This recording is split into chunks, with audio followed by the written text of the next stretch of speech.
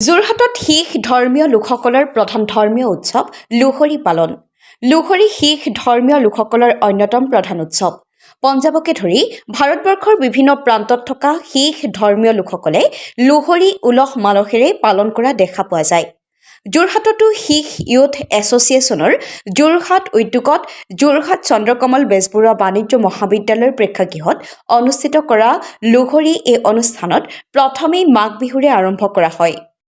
আমি এবাৰ আমাৰ Sikh youth association যোৰহাটে প্ৰথমবাৰে Lohri night কৰিছে, য'ত আমি গোটেই শিখ কমিউনিটি একলগ হৈছোঁ। আৰু লোহৰী যেনেকুৱা বাকী ষ্টেটত ফেষ্টিভেল হয়, বিহু যেনেকুৱা মাঘ বিহু আছে, পোংগল আছে, মকৰ সংক্ৰান্তি আছে, লোহৰী চিমিলাৰ লাইনছতে আছে। এইটো আমাৰ যিটো হাৰ্ভেষ্টিং, ফাৰ্মাৰ্ছ যিকেইটা হাৰ্ভেষ্ট কৰে তাৰ গুড হাৰ্ভেষ্টৰ কাৰণে সিহঁতে এটা চেলিব্ৰেশ্যন কৰে। আৰু এইটো আমি আজি যিটো অনুষ্ঠান আছিলে সেইটো আমি বিহু দি ষ্টাৰ্ট কৰিছোঁ। আমি যদিও আমি শিখ নহয়, কিন্তু আমি অসমৰ কালচাৰৰ লগত মিলি গৈছোঁ। আমি অসমৰ ৰাইজৰ লগত আৰু অসমৰ জনসাধাৰণৰ লগত মিলি পিনি আমি ইয়াত প্ৰত্যেক বছৰৰ পৰা ইয়াত থাকি আছোঁ আৰু আমি চব মিলি পিনি থাকি আছোঁ। সেইকাৰণে আমি যিটো ভেনিউ ষ্টাৰ্ট লৈছোঁ সেইটো আমি আমাৰ পুৰণা কলেজ চিকিবি, য'ত আমাৰ বহুত ল'ৰা ছোৱালী পঢ়িছিলে, সেইকাৰণে এইটো ভেনিউ আমি চিলেক্ট কৰিছোঁ। কৰিছিলে যিটো আমাৰ পাঠ কৰে সেইটো কৰিছে। তাৰপিছত সকলোৰ কাৰণে মনোকামনাৰ কাৰণে আমি সুখ শান্তিৰ কাৰণে এটা আৰদাস হৈছে।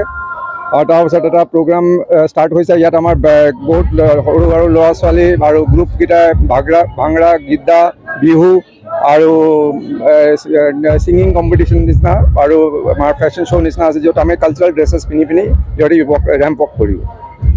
মেজিক সেৱা কৰি পৰম্পৰা অনুসৰি মেজি জ্বলোৱা হয় আৰু সমাজৰ মংগলৰ অৰ্থে সকলোৱে মিলি প্ৰাৰ্থনা কৰে। ইয়াৰ পাছতেই শিশুসকলৰ এক সাংস্কৃতিক অনুষ্ঠান অনুষ্ঠিত কৰা হয়।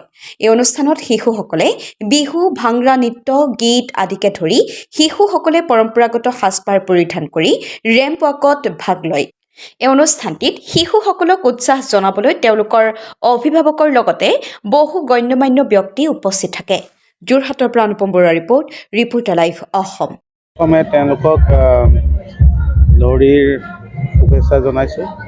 আৰু এই ফেষ্টিভেলটো বা আমাৰ হেৰিৰ লগত ভোগালী বিহুৰ লগত যথেষ্ট মিল আছে।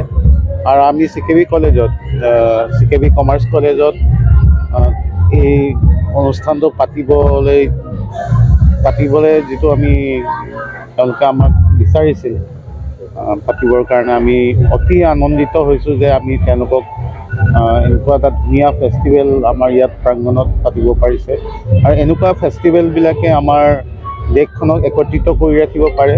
আৰু আমি ভাবোঁ, আমি বিশ্বাস কৰোঁ যে সকলো সম্প্ৰদায়ে আমি একলগ হৈ এনেকুৱা ভাল বস্তুবোৰ আমি উদযাপন কৰিব পাৰোঁ, যাতে আমাৰ সমাজলৈ এটা ভাল বাৰ্তা যাব পাৰে। Reporter live Assam.